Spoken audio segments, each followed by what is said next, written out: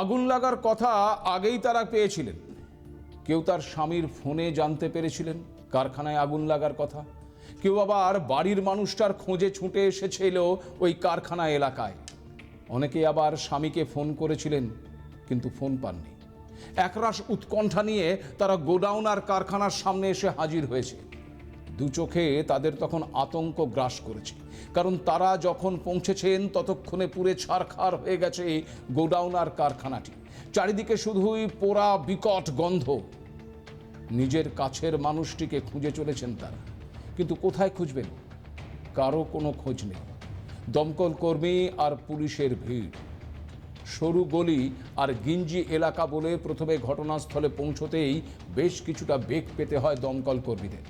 এরপর স্থানীয় জলাশয়গুলো থেকে জল এনে তা দিয়ে শুরু হয় আগুন নেভানোর কাজ। 12 ঘন্টা ধরে চেষ্টা করার পর আগুন পুরোটা না হলেও কিছুটা নিয়ন্ত্রণে আসে। বিকেলের পর শুরু হয় কুলিং প্রসেস, আর এরপরেই মোমো কারখানার ও গোডাউনের ভেতর থেকে বেরিয়ে আসতে থাকে একের পর এক মৃতদেহ। তবে কাউকে চেনার কোনো উপায় নেই, কারণ আগুনে পুড়ে কুণ্ডলি পাকিয়ে গেছে দেহগুলো। কান্নায় ভেঙে পড়েন স্বজন হারানো মানুষগুলো। পুলিশের বিরুদ্ধে ক্ষোভ উগরে দেন তারা। সহযোগিতা কিছুই পাচ্ছে না, শুধু বলছে দেখছি দেখছি এটাই বলছে, আর কিছু করছে না। আপনার বডি ভিতরে আছে না বাইরে আছে, কি করছে কিছুই জানাচ্ছে না আমাদেরকে। সব কিছু ডকুমেন্ট জমা নিয়েছে, কিন্তু লিখিত কিছু দেয়নি আমাদেরকে। বলছে আমরা দেখছি কি খবরটা হয়েছে ব্যাপারটা, আর যা কিছু আছে ওখানেই সব কিছু ডিটেলসটা ভালোভাবে জানতে পারবে। থানা থেকে আমরা কিছু বলতে পারবো না। কথা বলেছেন? হ্যাঁ। পুলিশ কি বলছে? পুলিশ বলছে আমরা দেখছি। আচ্ছা, আর কিছু সহযোগিতা বলছে পেয়েছেন? না, কিছু পাচ্ছি না। কি পাচ্ছেন? আমরা কোনো সহযোগিতা পাচ্ছি না, আমরা কোনো করতে পারছি না। এখানে কি হচ্ছে না হচ্ছে কিছুই আমরা বুঝতে পারছি না। সহযোগিতা পাচ্ছেন? সহযোগিতা কি, এই দেখছি শুধু জলই হচ্ছে, আর কোনো কাজ নেই, কোনো কিছু পাওয়া যাচ্ছে না কাউকে। আমাদের সঙ্গে 3 জন ছিল, 3 জনের মধ্যে কাউকেই পাওয়া যায়নি। আর পুলিশ কি বলছে? পুলিশ ওই বলছে দেখছি হবে, এই যেরকম হচ্ছে।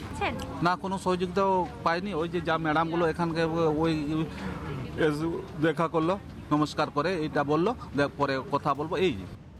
প্রশ্ন হচ্ছে, মোমো কারখানার ভেতরে থাকা মানুষগুলো বের হতে পারলো না কেন?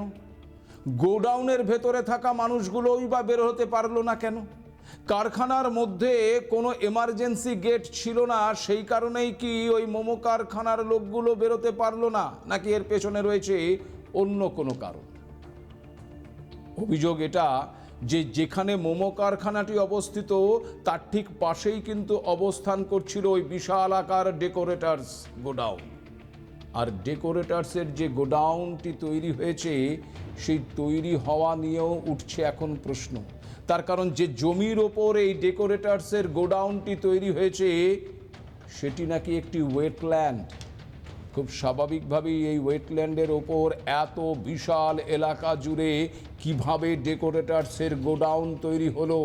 এই ডেকোরেটার্সের মালিক যিনি, তিনি কি খুব প্রভাবশালী, নাকি তার মাথার ওপর কোনো প্রভাবশালী ব্যক্তির আশীর্বাদের হাত রয়েছে? এই প্রশ্নগুলো যেমন উঠছে, ঠিক তেমন এই অভিযোগও উঠছে যে ওই ডেকোরেটার্সের গোডাউনের মধ্যে ছিল প্রচুর পরিমাণে দাহ্য পদার্থ।